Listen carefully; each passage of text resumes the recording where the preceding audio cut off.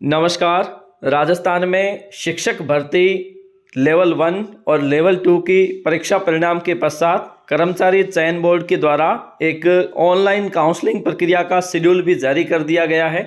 आज हम इस वीडियो में समझेंगे कि आप एसएसओ आईडी के माध्यम से अपनी संपूर्ण डॉक्यूमेंट्स की ऑनलाइन सिक्योरिटी कैसे करवाओगे और उसके लिए आपको कौन कौन सी प्रोसेस ऑनलाइन करनी पड़ेगी। तो चलिए शुरू करते हैं।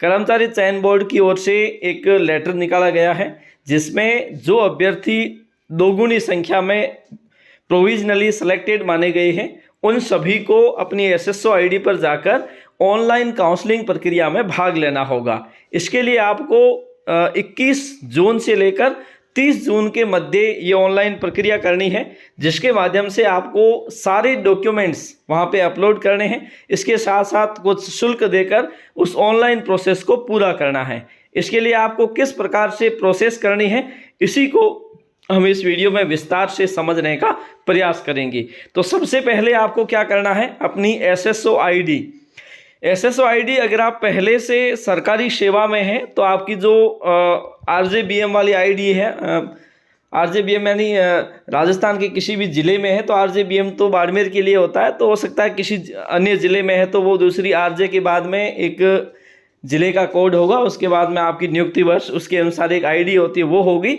अन्यथा अगर आप सरकारी कर्मचारी पूर्व में नहीं हैं तो ऐसी स्थिति में आपने एक पर्सनल एसएसओ आईडी क्रिएट की होगी जब आपने ऑनलाइन एप्लीकेशन अप्लाई किया था। तो वो एसएसओ आईडी आपको एसएसओ पर जाकर लॉगिन करनी है। लॉगिन के लिए आपके पास लॉगिन आईडी होगी और लॉगिन आईडी के बाद पासवर्ड लगाने हैं और पासवर्ड लगाने के बाद उसे लॉगिन पे क्लिक करोगे। जैसे ही आप लॉगिन पे क्लिक करोगे तो आपको इस प्रकार से डैशबोर्ड दिखाई देगा। यहाँ पर आपको एक ऑप्शन दिखाई देता है रिक्रूटमेंट पोर्टल। रिक्रूटमेंट पोर्टल जो ये है, ये दरअसल आप अब राजस्थान में चाहे आरपीएससी हो या अधीनस्थ बोर्ड हो, इस स्तर पर जो भी आपने आवेदन की है अब तक उसकी सारी रिकॉर्ड है वो यहाँ पे आपको मिल जाते हैं। तो यहाँ से आपको रिक्रूटमेंट पोर्टल पे क्लिक करना है। यहाँ पे आप जैसे ही क्लिक करते हैं तो उसके बाद में आपके सामने इस प्रकार का डैशबोर्ड दिखाई देता है। यहाँ पे आप देखोगे कि एक आपको ऑप्शन दिखाई दे रहा है माई रिक्रूटमेंट। माई रिक्रूटमेंट पे आप सिंपली क्लिक करोगे। यहाँ आपने जैसे ही क्लिक किया तो उसके बाद में अगला ऑप्शन आपको दिखाई देता है डिटेल फॉर्म कम सिक्योरिटी। इस पर आपको सिंपली क्लिक कर देना है। इस पे आपने जैसे ही क्लिक किया तो जिसके लिए आपको अप्लाई करना है सिक्योरिटी डिटेल फॉर्म, तो आपको किसके लिए करना है, जिसके लिए आप एलिजिबल हुए हो यानी कि डबल गुणा में आपका नाम है, तो ये है वो लेवल 2 एसएसटी सोशल स्टडीज़ के लिए यहाँ पे है। और ये स्टार्ट तिथि दी गई है 21 जून 2023 और एंड तिथि है ये 30 जून 2023 तक आप अप्लाई कर सकते हैं। उसके बाद में अप्लाई नाउ पे क्लिक कीजिए और अप्लाई नाउ पे हमने जैसे ही क्लिक किया तो उसके बाद में हमसे मांग रहा है कि इसे आप रीड कर दीजिए और ओके पे क्लिक कीजिए। यहाँ पे आपने जैसे ही क्लिक किया तो ये एक आपके पास लिंक आ जाता है। इस लिंक को आप खोलिए। यहाँ पे डिटेल दी हुई है वो सारी एक पीडीएफ खुलेगी जिसमें अधीनस्थ बोर्ड की ओर से कुछ निर्देश दिए गए हैं आपको अपने डॉक्यूमेंट्स तैयार करते समय कौन कौन सी बातों का विशेष ध्यान रखना है वो यहाँ पे आपको दिखाई देगी। यहाँ पे आप जैसे ही खोलते हैं तो ये खुल जाती है।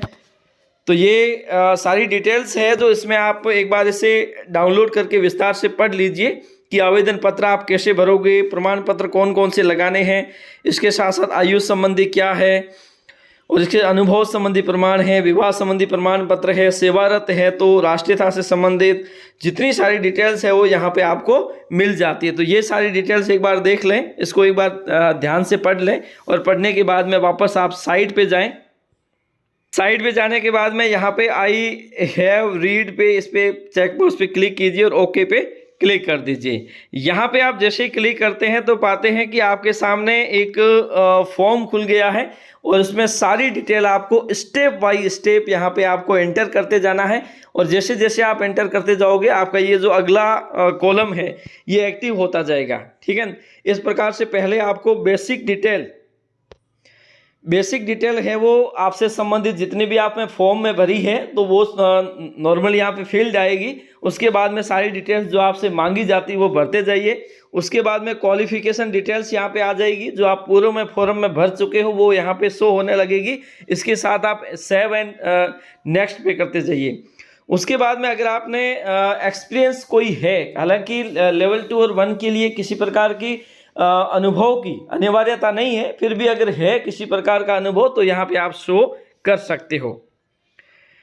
आइडेंटिफिकेशन एंड एनक्लोजर, उसके बाद में एप्लीकेंट चेकलिस्ट, और चेकलिस्ट है वो ये इस चीज़ का आपको विशेष ध्यान रखना है कि यहाँ पे कौन कौन से डॉक्यूमेंट्स है जो आपको वहाँ पे अपलोड करने हैं, जिसके माध्यम से आपकी सिक्योरिटी नहीं होनी है। क्योंकि जो भी डॉक्यूमेंट्स है वो एक बार आपको यहाँ पे अपलोड करने पड़ेंगे, और अपलोड करने के बाद में ही आपकी ऑफलाइन काउंसलिंग है वो उसी के आधार पे।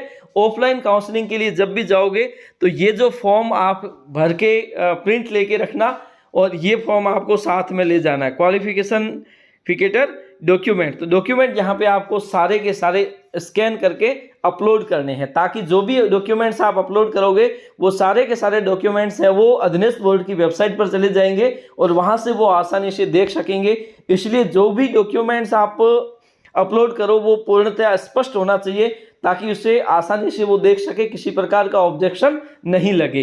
तो ये सारे के सारे फॉर्म्स हैं वो आपको 1 to 1 स्टेप बाय स्टेप है वो भरते जाना है। सबसे पहले बेसिक डिटेल, फिर क्वालिफिकेटर डिटेल, फिर एक्सपीरियंस डिटेल और आइडेंटिफिकेशन एंड एनक्लोजर, उसके बाद में एप्लीकेंट चेकलिस्ट, उसके बाद में आपके डॉक्यूमेंट यहाँ पे अपलोड करने हैं। लास्ट में फाइनल सबमिशन देने से पहले इस बात को सुनिश्चित कर लें कि आपके द्वारा भरी गई सारी डिटेल्स है वो सही है, एकदम करेक्टली आपने इसको फिलअप किया है। क्योंकि किसी भी प्रकार की गलती रहती है तो उसके लिए आपको काउंसलिंग में समस्या हो सकती है। तो ये जैसे ही काउंसलिंग 30 जून 2023 तक ऑनलाइन आप अपडेट करोगे तो उसके बाद में एक ऑफलाइन शेड्यूल जारी किया जाएगा, और ऑफलाइन जो शेड्यूल जारी किया गया वो संबंधित जो जिला आपको अलॉट होगा उसी के अनुसार आपको जिला परिषद में जाकर अपने ऑफलाइन डॉक्यूमेंट, इसके साथ साथ ये जो यहाँ से जो फॉर्म प्रिंट होगा वो भी आपको साथ लगाना है। वो ओरिजिनल डॉक्यूमेंट आपको जिला परिषद संबंधित लेके जाना, वहीं से आपके सारे के सारे डॉक्यूमेंट्स है वो चेकिंग होगी। इस प्रकार से आप घर बैठे अपना ऑनलाइन काउंसलिंग प्रक्रिया में भाग ले सकते हैं। आज के लिए इतना ही, धन्यवाद।